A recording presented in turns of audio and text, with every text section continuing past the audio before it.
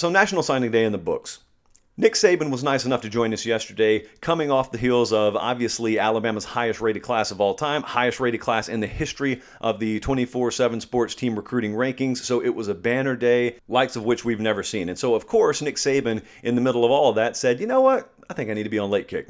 So here's our conversation with Nick Saban. I recorded this yesterday on National Signing Day. We'll play it here and I'll talk to you some more on the back end.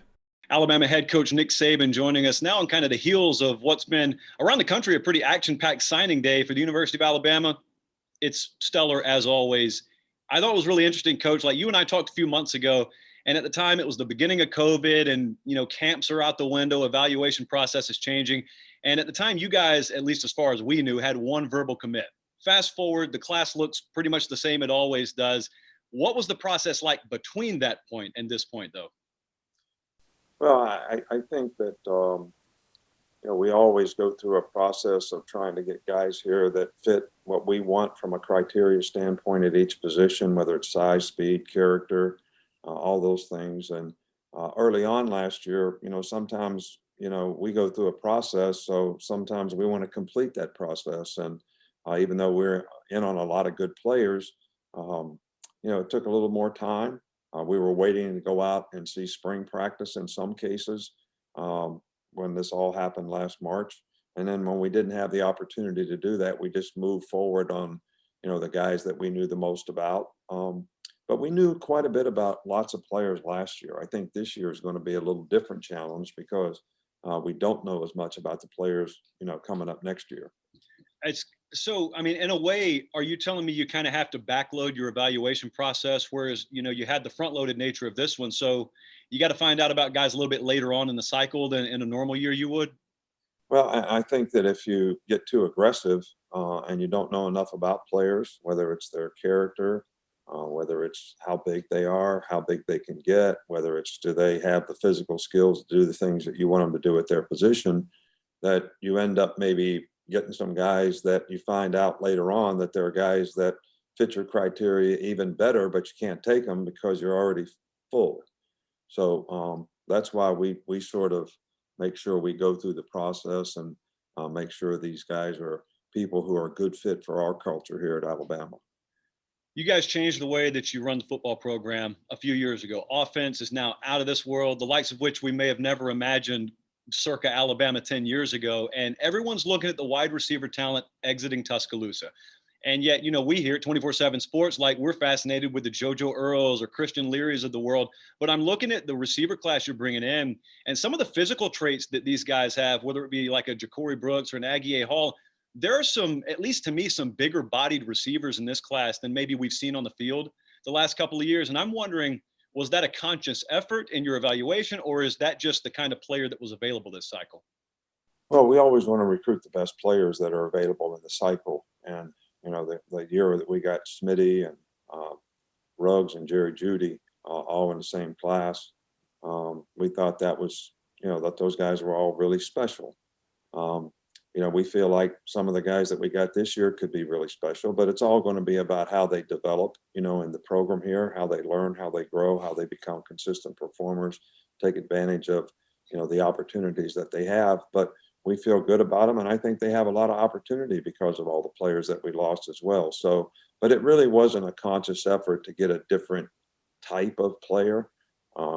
I think receivers are a little bit like basketball teams. You can have a power forward who is a great player. You can have a point guard that's a great player. You can have a shooting guard that's a great player. They're all a little different skill set, but they all can impact your team and help your team be successful if they're dominant at their position. So it's not a certain type of guy, but it's a combination of the guys that you get. And I thought we got a really good combination of guys this year. One of the most awesome things I saw from this past year's actual football team on the field was how often you went out of your way to talk about how together and close a knit a group it was. And how emotional you were once you crossed the finish line with that team in the national championship game. And the way I know it's not coach speak is because I don't always hear you say that. And so in the recruiting world now, this class you guys just put together, you had to do it a different way than you've ever done it before. I had Ryan Day on the show today, and he was talking about how because of the unique way with Zoom and everything that we had to recruit, and our players had to recruit other players, this may be the most closely knit recruiting group that I've ever had. I'm kind of curious if you've experienced that. Well, it seems like the guys that are here now, which is all you can judge it on, the 15 guys that came in at mid-semester, they seem to be a really together bunch. And I think they develop relationships different ways, just like we've all had to develop relationships different ways in this recruiting class. It wasn't as much face-to-face as it was on Zoom and virtually. But I think, players kind of, like, I thought it really was an impact on our team this year that when football got sort of taken away in March, April, and May, that the communication that the players had on Zoom was even greater than when they were together. And I also think that when you take something away from somebody, sometimes they develop a little greater appreciation for what they had and how much they missed football, how much they missed their teammates. So that kind of made them even, sort of more together when they got back together in June. So I think that same thing can happen in recruiting. I'll wrap it up with you here, Coach. I appreciate you joining us. You guys have recently at least made official some staff additions. And just, I won't even go a specific guy, but just overall, how pleased are you, how satisfied are you with the way that this latest round of staff departures and additions came about? Well, obviously, the guys that departed were all very good coaches and did a great job for us. And we're always happy to see people get, better opportunities to become head coaches or coordinators or whatever might happen.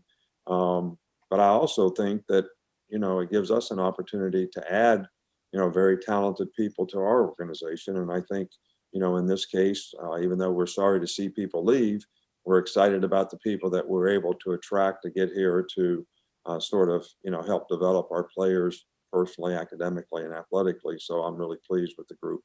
Alabama head coach Nick Saban. Coach, it is always an honor to talk to you. Awesome as always. Have a great day, man. All right. Thank you. That's the greatest to ever do it. Always a pleasure when Nick Saban joins us. And I also want to tell you, that was right before they got Terry and Arnold. He already knew it. So they have, again, to reiterate the stat that I gave you at the beginning of the show, they have an average player rating in this recruiting class of 95. There are 110 players in America with a rating of 95 or higher. And again, Alabama's average player rating at 95. So that was fun. Hopefully not the last time we talk to Nick Saban before the start of the season. Have some plans. We'll see how things go. I think it's going to be a really fun offseason.